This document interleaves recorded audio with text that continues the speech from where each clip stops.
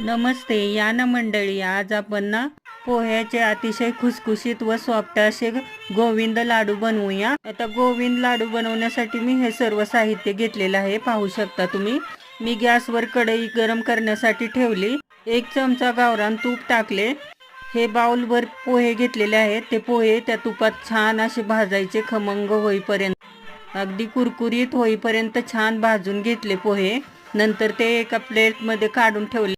आता पुन्हा कढईत मी 1 चमचा तूप टाकले. हा छोटा बाउलवर मी शेंगदाणे घेतलेले आहेत. ते शेंगदाणेही छान खरपूस भाजायचे. शेंगदाणे थोडे भाजत आले की काजू आणि बदाम पण घेतलेले आहेत, तेही भाजून घ्यायचे. नंतर थोडे तूप टाकले. त्या तुपामध्ये काजू आणि बदाम हे पण भाजून घ्यायचे छान. नंतर मी सुक्या खोबऱ्याचा खीस घेतलेला आहे करून, तो खीसही भाजून घ्यायचा छान असा. आणि थोडे तीळ घेतलेले आहेत, ते तीळ पण भाजायचे.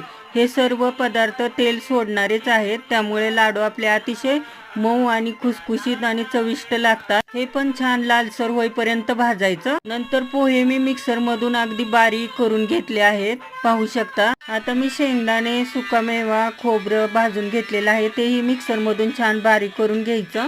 आता हे सर्व मी मिक्सरमधून छान बारीक करून घेते.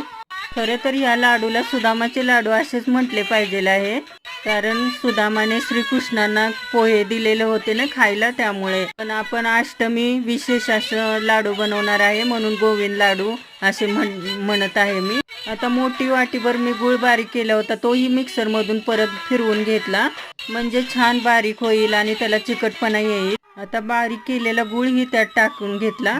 नंतर मी वेलदोडे व जायफळ ह्याची पूड करून तेही टाकले. त्यात 1 चमचा तूप टाकले. आता हाताने सर्व मिक्स करून घ्यायचे, छान असे मिक्स झाले पाहिजे. हे लाडू अतिशय छान लागतात. तोंडात टाकताच विरघळणारे आपले गोविंद लाडू अगदी सहज बांधले जातात. पाहू शकता तुम्ही किती सहज बांधले जातात. वरून मी लाडूंना एक काळे मनुकेही लावले. पाहू शकता तुम्ही किती लाडू सुंदर दिसत आहे. एक लाडू मी तुम्हाला तोडून दाखवते, किती मऊसूद लाडू झाले आहेत, अगदी तोंडात टाकताच विरघळणारे.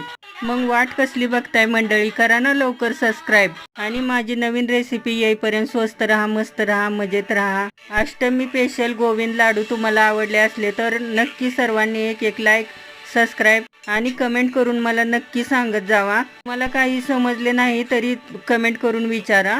धन्यवाद.